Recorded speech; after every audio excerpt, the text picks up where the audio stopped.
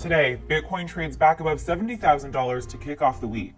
Architect Partners says Robinhood's acquisition of Bitstamp is a good sign for the crypto industry and shows valuations have come back to earth. And Swan Bitcoin's chief investment officer weighs in on what to watch in the Bitcoin price ahead of the Fed.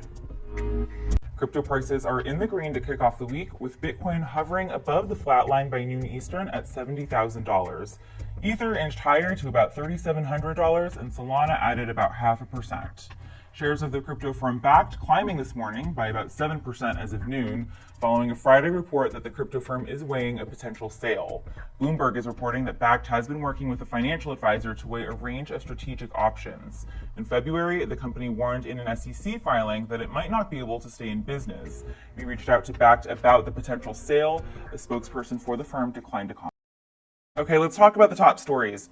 Ether just saw its best week of inflows since March. That's according to this report from CoinShares out today, which notes that inflows totaled $69 million in the first week of June and is likely in reaction to the, quote, surprise SEC decision to approve a rule change that would pave the way for spot Ether ETFs.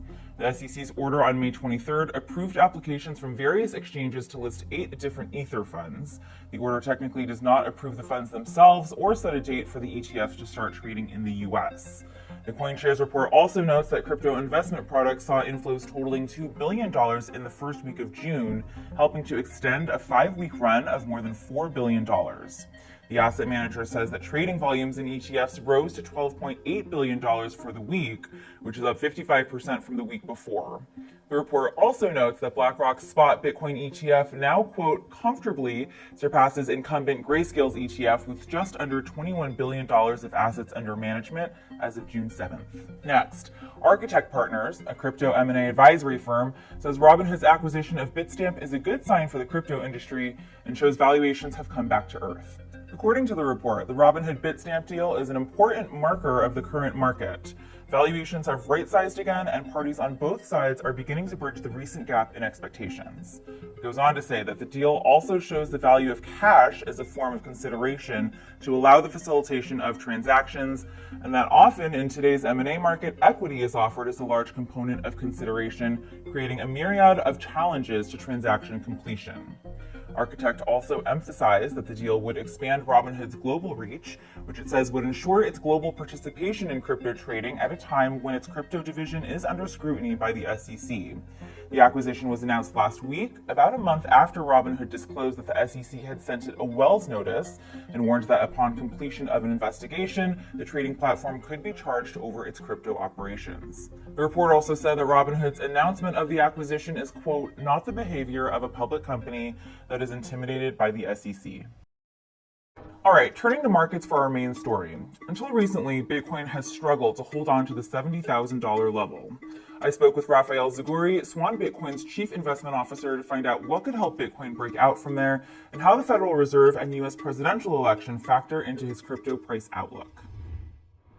It has been an interesting year for Bitcoin. We saw, new highs at the beginning of the year, and we have not seen them since. But, we have a pretty key Fed meeting coming up this week. What are you expecting heading into the week, and how does that affect your outlook for Bitcoin?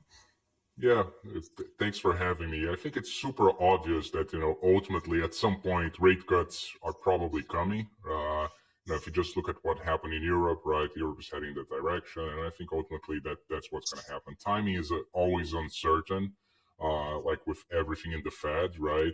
If we look back to 2020, they made a very strong stance that, if you remember, Powell was saying we're not even thinking about raising rates, and we now know where that ended, right? So I think the Fed is going to be the same thing. They're going to be saying that there are no changes in the horizon, that things are going to be stable, predictable, when we know, in fact, that that's not the case. If there's one thing we know about monetary policy, is that it's not stable, it's not predictable. What's driving things right now? I mean, how big of a catalyst would you say this upcoming Fed meeting is? What is driving things overall, given that, we had our two big catalysts for Bitcoin, the halving and the ETF launches, they're kind of behind us now?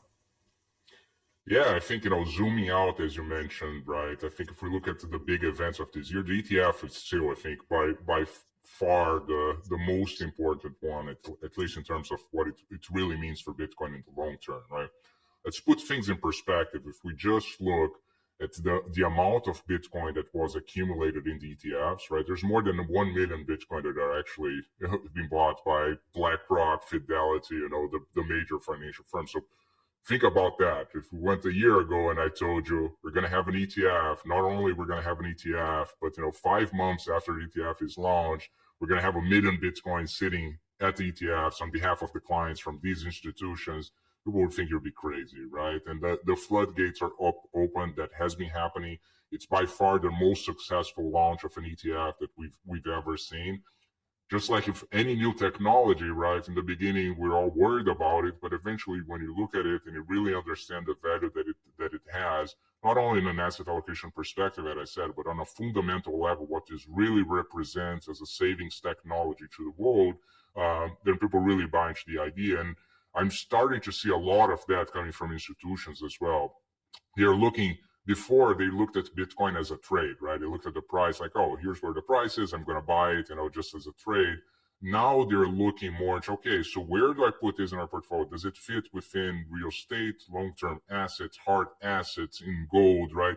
Which clearly, I think, signals a shift in perspective of where Bitcoin is in the cycle, and I think on the adoption scale. So I think the future is very promising to what we're seeing, given the adoption that we're seeing.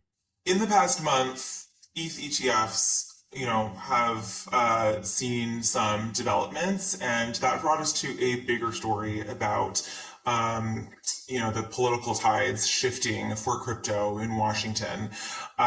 We hear so much about how Bitcoin or crypto broadly, has become, a growing matter of interest, regarding the US presidential elections. I am not always sure.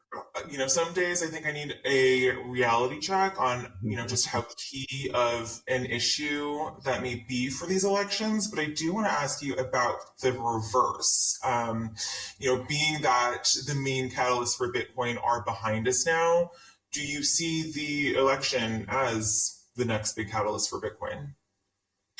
Potentially, yes, right? So as you said, let's step back again and let's think. If I told you a year ago that we would have presidential candidates talking about Bitcoin would be actually in the center of politics, no one would believe, right? So that just shows, when we think that adoption is not quick enough, that we want to see more people adopting it, just think about these things. I think adoption is going just as expected with anything that it's new. And actually, I would say that it's above expectation in many cases.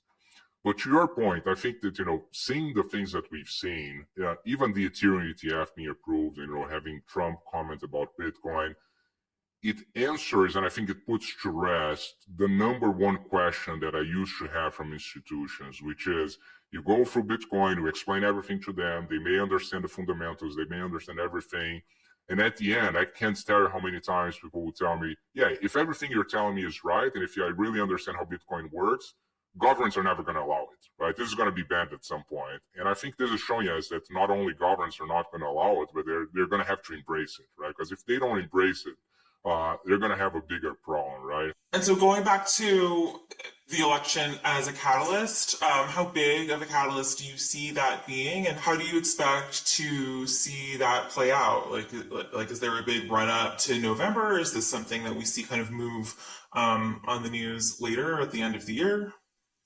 Yeah, I'm much more excited about Bitcoin again as a technology. Like, if we look at this year, the halving excites me much more than politics, right? And elections. I do think that a lot of people listen to elections, and I think depending how this goes, and how it's already happening, right? It may be a catalyst, and we will see more people getting interested. Particularly, people come from Bitcoin is this weird asset where it has so many different characteristics that people approach it, from different angles. So, for example, somebody like me who's an economist will approach it from the economic side, right? So I'll look at scarcity, I'll look at price, I'll look at those things. If you're in the tech side, you're going to approach it through the technology angle. You're going to look at, okay, so I want to see, what the protocol is. I want to see, how exactly the issuance of coins happens, the halving, all of those things, right?